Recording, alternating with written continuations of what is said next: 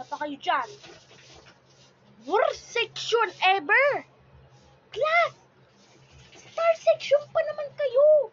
Ba't kayo ganyan?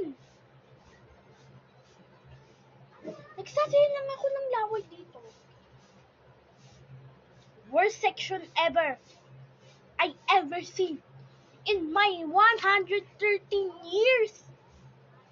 Ganyan lang kayo mag-aano? Alam niyo, class, dati,